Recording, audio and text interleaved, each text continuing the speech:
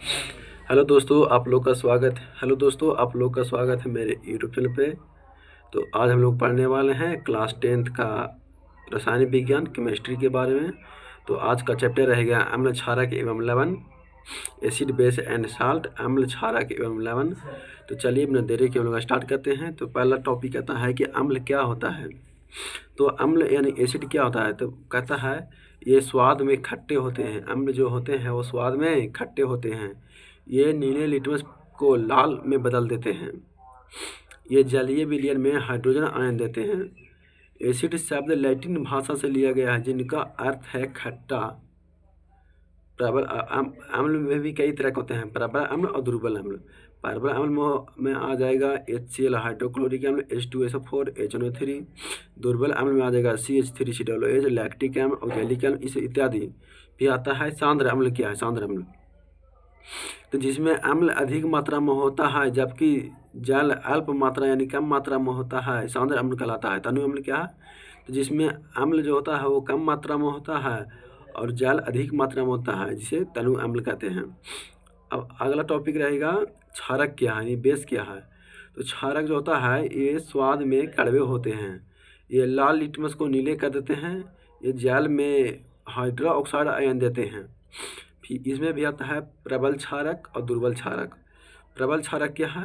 तो इसमें आ जाएगा NaOH sodium hydroxide, KOH potassium hydroxide, potassium oxide, फिर CaOH का होल कैल्शियम हाइड्रोक्साइड।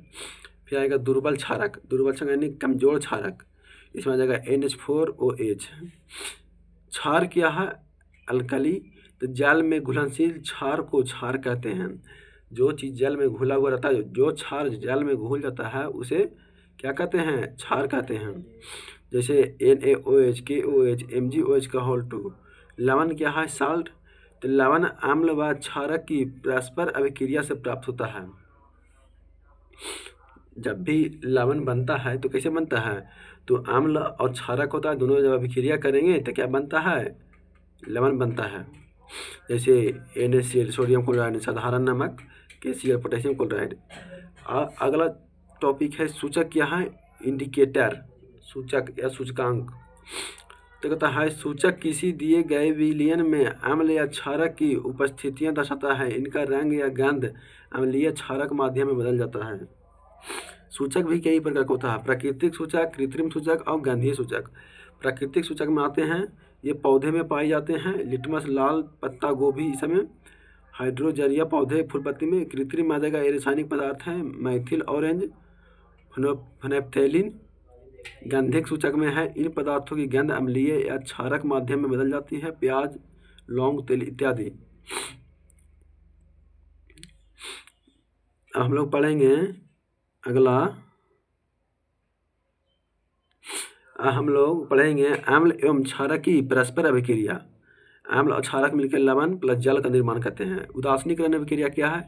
तो कहता है कि जब अम्ल द्वारा क्षारक को प्रेक्षित प्रभाव तथा क्षारक द्वारा अम्ल का प्रभाव समाप्त हो जाता है और परिणाम स्वरूप लवण और जल प्राप्त होता है, तो उसे उदासीनीकरण अभिक्रिया कहते हैं।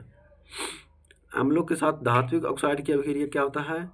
तो कहता है कि धात्विक ऑक्साइड की प्रवृत्ति क्षारीय होती है क्योंकि ये अम्ल के साथ क्रिया करके लवण और जल बनाते हैं। अधात्विक ऑक्साइड की क्षारों के साथ अभिक्रिया क्या होता है? तो अधात्विक ऑक्साइड प्रवृत्ति में अम्लीय होते हैं तथा